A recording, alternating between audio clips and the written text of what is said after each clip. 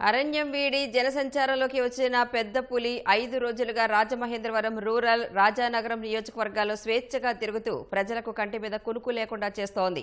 రోజుకో గ్రామానికి మకాం మారుస్తూ ప్రయాణం సాగిస్తోంది. పులి జాడ కోసం విశ్వ ప్రయత్నాలు చేస్తున్న అటవీ అధికారులు ఎట్టకేలకు శాటిలైట్ సిటీ వద్ద అక్కమ్మ తల్లి కొండపై సేద తీరుతున్నట్లు గుర్తించారు. ఎలాగైనా పులిని బంధించి దాని ఆవాసానికి తరలిస్తామని అధికారులు చెబుతున్నారు.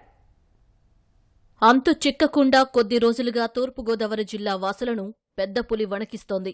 ఏలూరు జిల్లా నుంచి గోదావరి దాటి తూర్పులోకి ప్రవేశించిన పులి తొర్రేడు, వెంకటనగరం, కోలమూరు, గాడాల మీదుగా ప్రయాణం సాగించింది.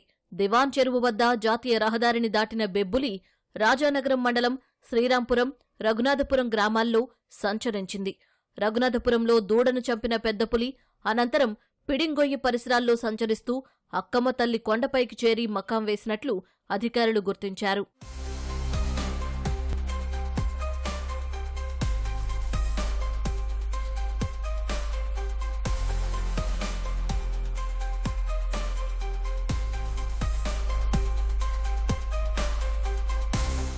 Rajamahendravaram circle chief conservative of forest Murthy, DFO Prabhakar Rao పర్యవేక్షణలో అటవీ సిబ్బంది పులి ఆచూకీ కోసం ముమ్మరంగా గాలిస్తున్నారు.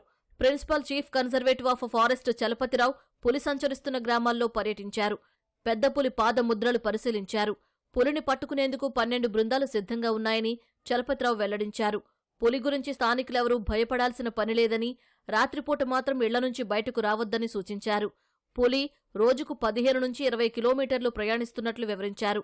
శాటిలైట్ సిటీ సమీపంలోని జీడి తోటలో పులి సేద తీరుతోందని, మత్తు ఇంజెక్షన్ ఇచ్చి దానిని పట్టుకునేందుకు ప్రయత్నిస్తామన్నారు.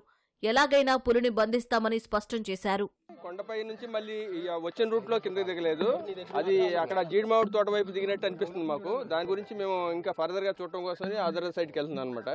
సో ఇదేంటంటే మనం ఆల్రెడీ ట్రాంకులైజ్ చేసి పట్టుకుంటానికి కూడా పర్మిషన్ ఇవ్వడం జరిగింది. పూనా నుంచి టీం వస్తుంది. ఇక్కడ కూడా మా అన్ని టీమ్స్ రెడీగా ఉన్నాయండి. 12 టీమ్స్ ఉన్నాయి.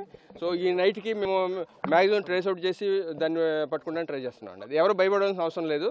మేమంతా కూడా ఇక్కడ ఉన్న లోకల్ విలేజెస్ అందరినీ కూడా మన పోలీస్ డిపార్ట్మెంట్ అందరూ కూడా ఇది చెప్పారు, అవేర్నెస్ క్రియేట్ చేశారు ప్రాపర్గా. అందువలన ఇబ్బంది ఏం లేదు. కాకపోతే ఏంటంటే ఎవరు బయటికి రాకూడదు ఈ నైట్కి. ఇంకోటి ఏంటంటే ఈ పశువులను కూడా లోపల ఇంట్లోనే ఉంచుకుని జాగ్రత్తగా చూసుకుంటే మంచిది.